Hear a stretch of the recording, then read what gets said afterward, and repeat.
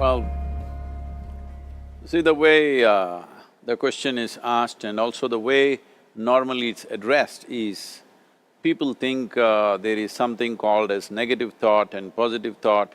They want to remove the negative thoughts and have only positive thoughts. For such people, I would ask them to just experiment for 10-15 seconds. Let them forcefully remove one thought from their mind. For example, next 10 seconds, just don't think of a monkey. Try not to think of a monkey for next 10 seconds. You will see you will be full of monkeys. So what I'm saying is, this is the nature of your mind, because in this mind, all the three pedals are throttle. There is no brake, there is no clutch. Whatever you touch, it will only go faster.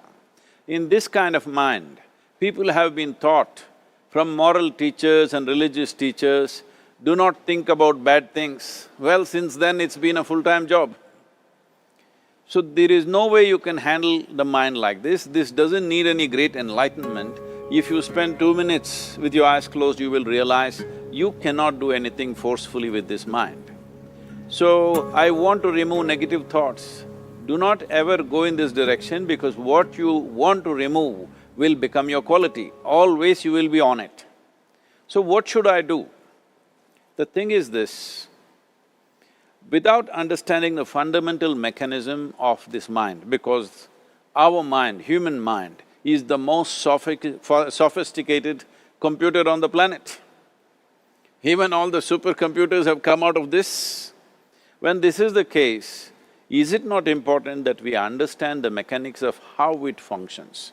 One simplistic aspect of how it functions is, there are no subtractions and divisions in our mind. There is only addition and multiplication. If you try to do something with it, it will say one more. If you try hard, it will multiply into many more. In this mind, you don't try to identify what is positive, what is negative and try to remove it. First of all, one needs to understand, this mind of yours, this body of yours is supposed to serve you. The life that you are is important. Body and mind are vehicles that must serve us.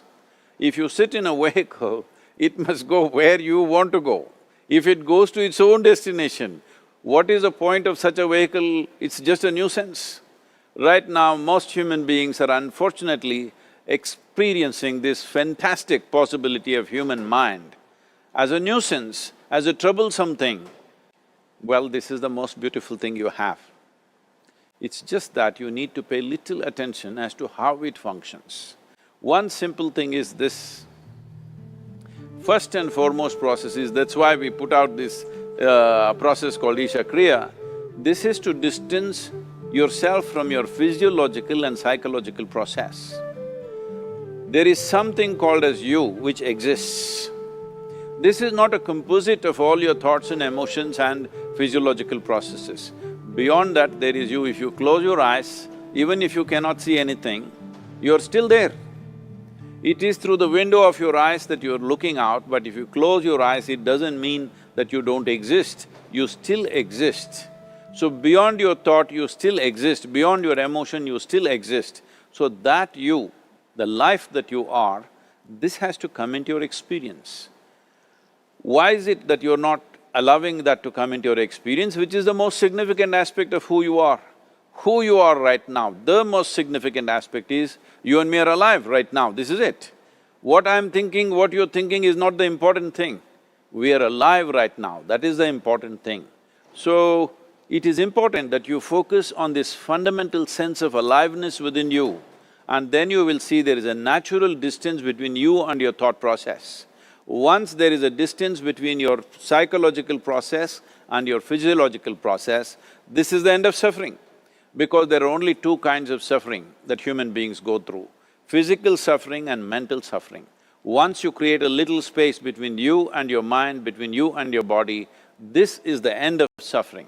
This is something every human being has to experience and know, otherwise thinking I will just remove negative thoughts and I will have positive thoughts, all the best, it's not going to work 100%, it's not going to work, because nobody can remove it, they can avoid it for some time. So when negative thoughts come, you say Ram Ram, Shiva Shiva, whatever you want, but this is just avoiding, it's not gone. The moment you stop that, it will pop back with great force, otherwise it'll come back in your dreams. So it's very important, first of all you need to understand your anger, your resentment, your fear, your anxieties, the negativity that you generate. Generally resentment, anger, it is always directed towards somebody. But we need to understand this is poisons that we are drinking and expecting somebody else to die. Fortunately, life doesn't work like that. If I drink poison, I die. If I drink poison, you don't die. So, we need to understand this. When I say poison, today you can have yourself chemically analyzed. Right now, what is your blood work, what it says? 5 minutes of intense anger, check your blood work and see, there will be lots of negative elements in it, literally you're poisoning yourself. So, do you want to poison yourself? Definitely not. Now the very question is coming from certain helplessness, what shall I do? Don't do anything, just sit back and just concern yourself with something which is a life process. Maybe your heartbeat, maybe your breath, maybe just the sensation of being alive. Depending upon how sensitive or how perceptive you are, accordingly, find something.